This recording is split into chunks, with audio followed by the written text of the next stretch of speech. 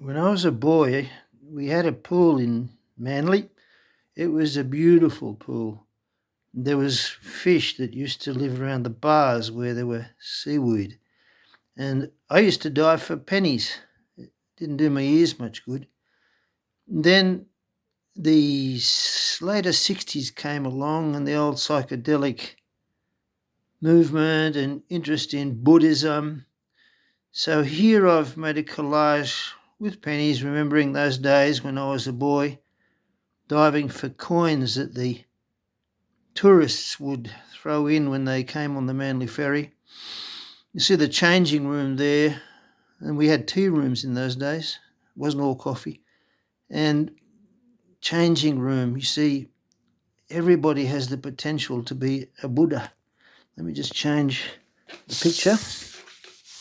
So I did a series.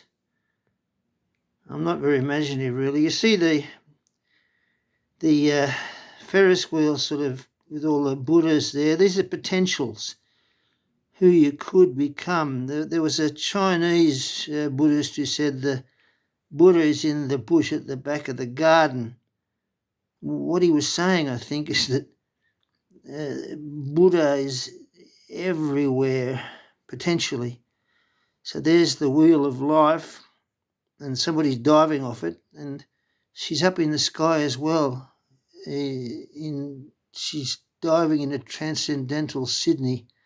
Why? Because she's changed, and like the figure in the bottom right, the white girl there who's got a temple on her head, like in Thailand, she's enlightened. It's not so hard to become enlightened. You just read the right books or follow Timothy Leary, I don't know. So there you go again. I don't have much imagination. You see the